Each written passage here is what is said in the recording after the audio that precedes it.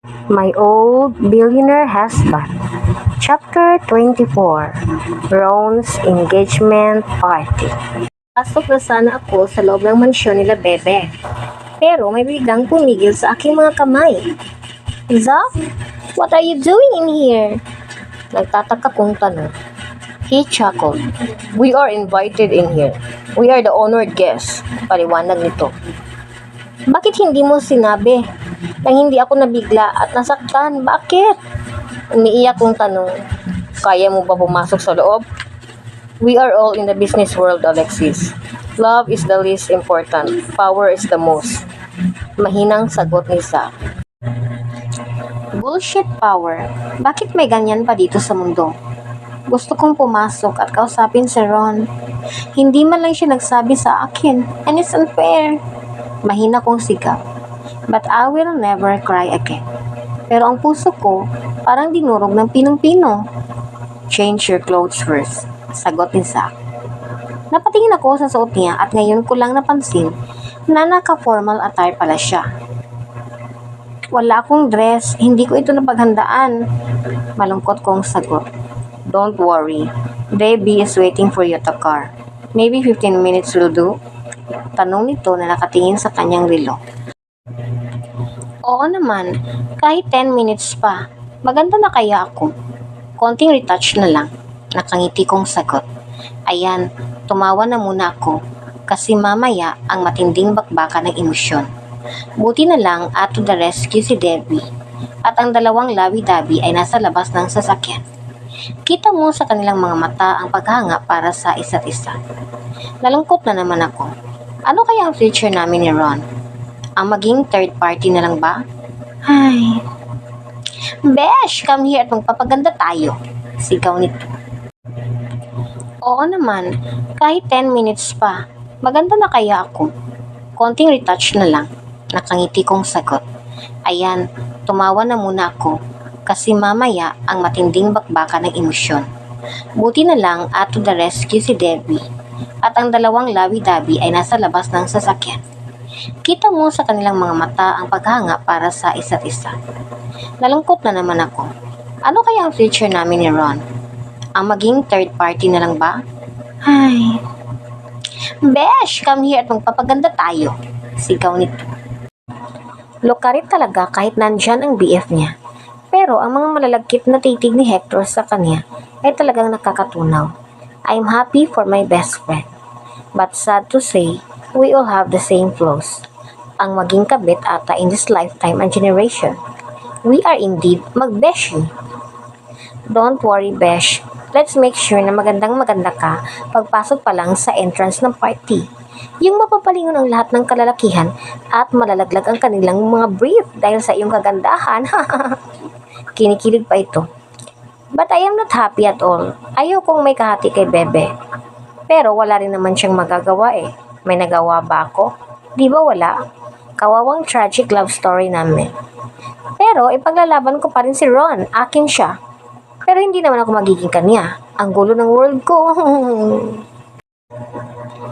Don't cry, Besh. Papangit ka niyan. Malapit ang matapos. Then, isuot mo next ang sexy pink dress mo. Masayang sabi nito. Pink dress? Pero teka lang, bakit pink dress? Nakangiwi kong tanong. Black pink in your area? Wala na kasing available size na para sa'yo. Biglaan ang party at late ang invitation. Paliwanag ni Debbie. Okay, let's do this and slay! Nakatawa kong sagot. Bumagay naman ang pink dress sa akin. Parang teenager lang ako. Hindi sumama sina Hector at Debbie. Sa labas lang sila maghihintay. Sana all na lang may kaharutan. Ang saya kaya ni Debbie. Ako, parang bibitayin na. Agaw pansin ang pagpasok namin ni Zach. Lahat ay napalingon at napanganga sa aking taglay na kagandahan. Ang mga kalalakihan ay nakanganga. Baka nalaglag na ang kanilang mga brief. And speaking of Zach, with his signature mask, pa-mysterious look palagi, na umagay din naman sa gwapo niyang mukha. Pero, iba ang hinahanap ng aking mga mata. Si Bebe, nasaan ka na? Umupo kami ni Zach sa inilaan na lamesa para sa amin. Nasa front pa talaga kami. Okay na ito at kitang-kita ko si Ron kapag umakyat na ng stage. Biglang sumulpot ang baklang announcer at nagdim ang lights sa paligid. Pa-dramatic entrance pa ang dalawa, ha? Ladies and gentlemen, good afternoon. You're all here today to witness the engagement party of Mr. Ron Jake Baltimore and Miss Annalise Dominic Regalado. Palakpakan ang lahat, maliban sa akin na nakasimangot. Bakit ako magiging masaya para sa kanila? It hurts like hell kaya. Nakafocus ang lights sa kanilang dalawa habang paakyat sila ng stage. Ako dapat yan eh. Ako dapat ang kahawak kamay ni Ron at kami dapat ang ikakasal. Pero hanggang pangarap na lang ang lahat. Hindi ko namalayan na napaluhan na pala ako. Here, wipe your tears. Inabutan ako ni Zack ng panyo. He's a real friend. Nakakalungkot lang at minsan ay hindi ako tiningnan ni Bebe. Bakit? Parang baliwala lang ako sa kanya. Ano nangyari? Nagbabadya na naman ang aking mga luha. Pero kailangan kong pigilan. Gusto kong punitin ang mga ngiti sa labi ni Annalise.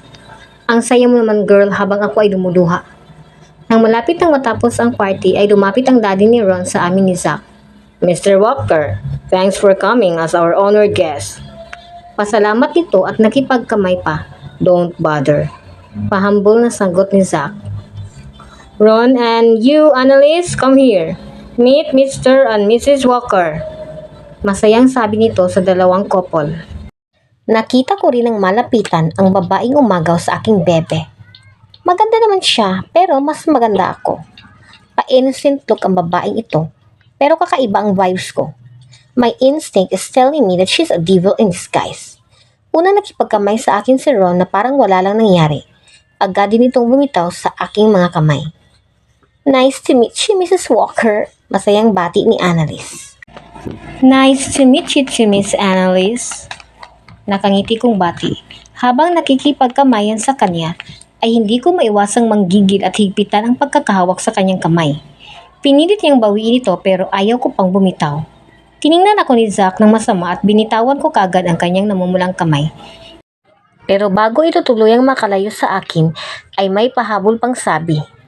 By the way, I am soon Mrs. Annalise Dominic Baltimore. At ngumiti ito ng nakakaloka. Ang bilis lumabas ng tunay na kulay. Galit na ako, pero hindi ko pinalata. Nagpaalam ako kay Zack to get a drink while he is busy talking sa daddy ng demonitang babae. Nahagip ng aking mga mata si Ron, papunta sa likurang bahagi. Agad ko siyang sinundan. Bebe! Mahinang tawag ko sa kanya. Lumingon naman siya at hindi ko naiwasang huwag siyang yakapin. Hindi siya gumanti ng yakap. Parang tuod lang siyang nakatayo. What is the meaning of this, bebe? Umiiyak kong tanong. Matigas ang facial expression ni Ron. Ibang tao ang harap ko ngayon. Mabangis at mapanakit.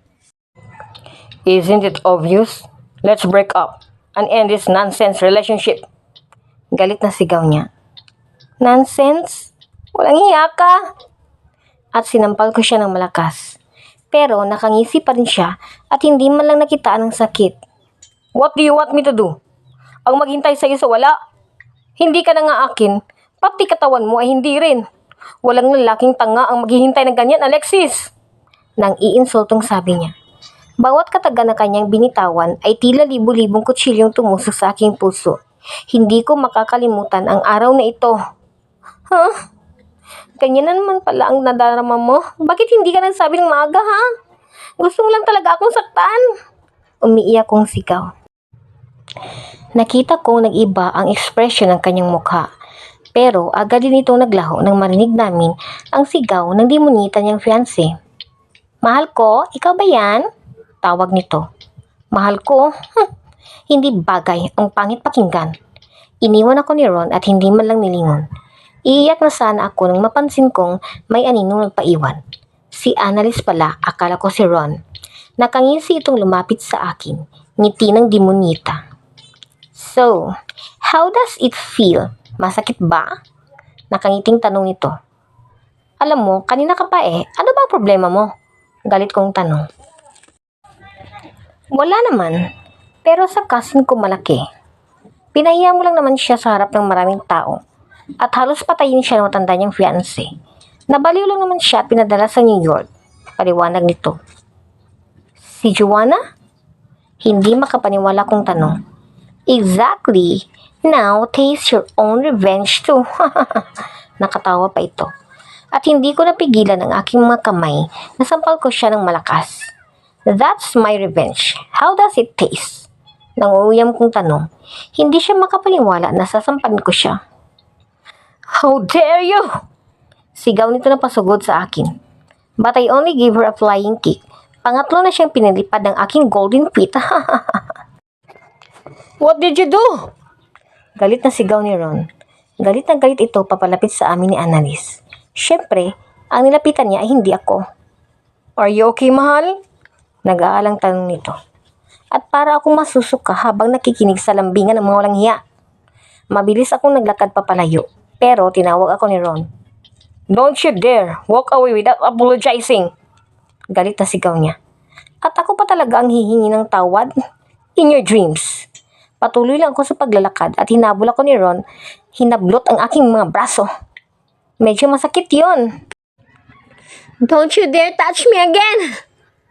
Magsama kayo mga demonyo! Sigaw ko habang pilit na kumakawala sa kanyang pagkakahawak. Mas lalo lang akong nagalit nang makita ang nakangiting demonita. Apologize first and I will let you go. Naging bato ata si Ron. Demonyo ang kaharap ko at hindi na ang mahal kong bebe. Pero nalaban pa rin ako kahit masakit ang aking mga braso.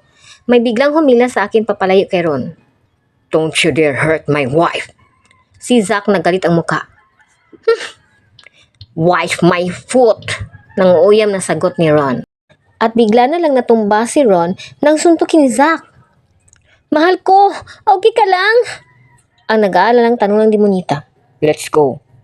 Hinilan ako ni Zack papalayo sa impyernong lugar na iyon. Sa isang iglap lang si Bebe ay nagbago at nawala ng tuluyan sa akin. Ang sakit. Napalingon ko kay Ron at napatingin din siya sa akin. Hindi ko mahulaan ang iniisip niya. Bigla na lang tumulo ang aking mga luha. Paalam, Bebe. At siya nagtatapos ang chapter na ito. Thank you for listening. And if you want to hear more and listen more, please hit the subscribe button. Thank you. Until next chapter.